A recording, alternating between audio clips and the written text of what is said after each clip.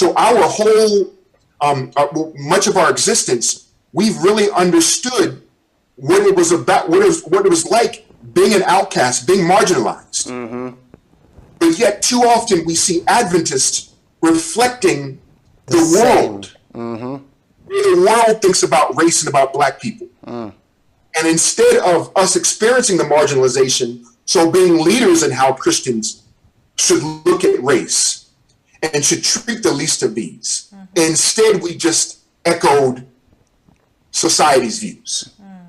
And so when you asked earlier, how did we end up with regional conferences? How did we end up with separate race-based conferences? How did we end up simply reflecting the mores of broader society and not being prophetic as we once were? The way that happened was that when Adventism expanded to the South, in order for our evangelism, for our mission to operate smoothly and successfully, we started reflecting the social constructs of the South. You have, the Southern Missionary Society, Edson White, Will Palmer, and others.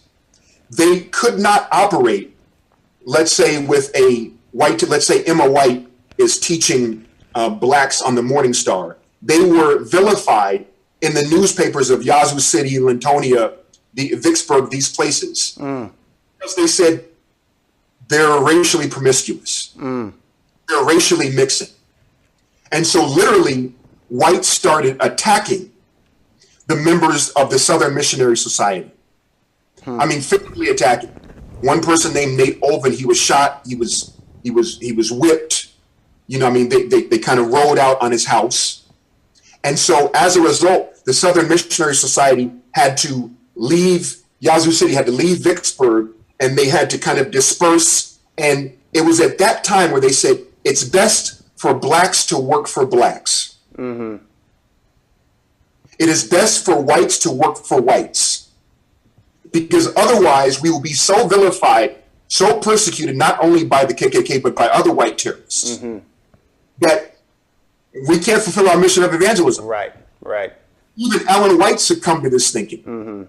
She said, in order for our missiological advantage, in order for us to do missions the best and smoothly and to get the gospel out to everybody, and she was looking out for her son. She didn't want her son, of course, her daughter ended up dying of malaria, which she got in the South. Yeah. I mean, her daughter was a martyr to the cause, her daughter-in-law. But she's looking out as a mother for her son, and as a denominational leader, she's saying, I want to preserve life. She made statements that, as a temporary measure, we want you to observe the mores of the South, of the Jim Crow South, in order so that we can preach the gospel. All right, that's where it came from. And this is in, let's say, 1900s, okay? And then when she died, we never got rid of that practice. Yeah, right. We never got rid of that sensibility. And that's when I believe, Ivor and Atante, that racism started taking over. Like she would say in 1899 to a black man and a white woman, don't get married. Interracial marriages is not best right now.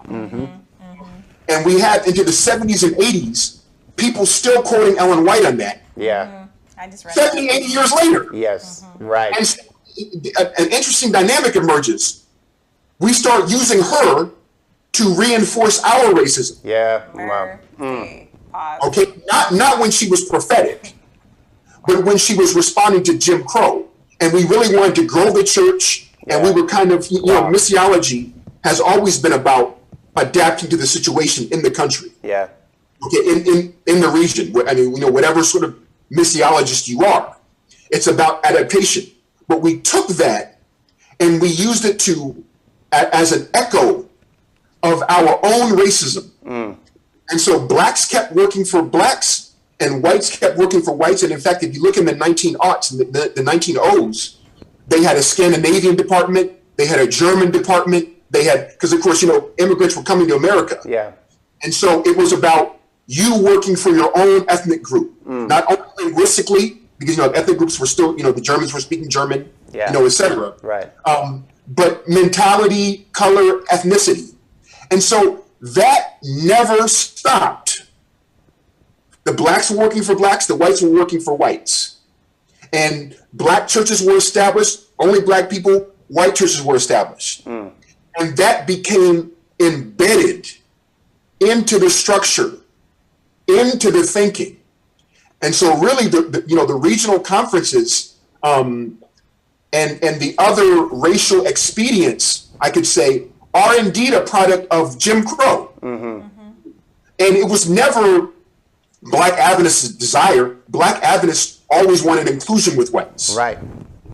Right. Because they had better facilities. So Wright's pictures with the white fountain and the colored fountain. The colored fountain's rickety. It doesn't work. It's the pipes are broken. If anything, they just had better facilities.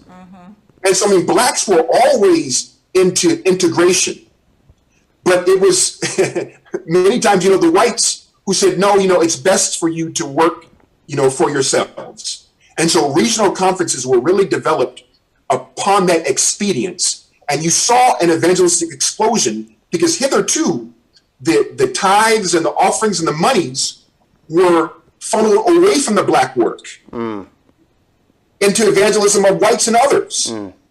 And so black evangelism wasn't getting the attention. And of course, Ellen White rebuked this heavily because people were giving money to the Southern work, to the work among blacks.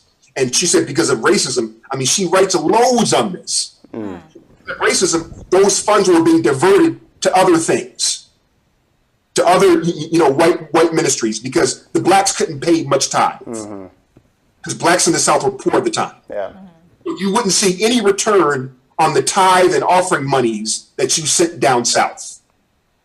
Okay, so with the regional conferences, what we see is an explosion of the black membership, because now blacks can focus on missionizing, on evangelizing among blacks, and monies can go to that. And the energy and the leadership can go to that. So they've been a tremendous blessing. But I'm telling you, that whole blacks work for blacks, whites work for whites, we worship separately, that is a legacy of the Jim Crow, the nadir of race relations in America. Wow. It's never changed, it never stopped. And so with the call to dissolve regional conferences, what have you, you have to ask yourself, has our thinking changed? Right.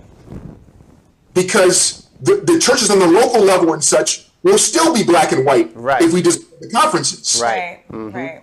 Jim Crow thinking's still there. That is the question. Wow. This is that whole Jim Crow mindset, it has dominated our denomination. It has the story of race relations in our church. Wow. I feel like all we can say is wow.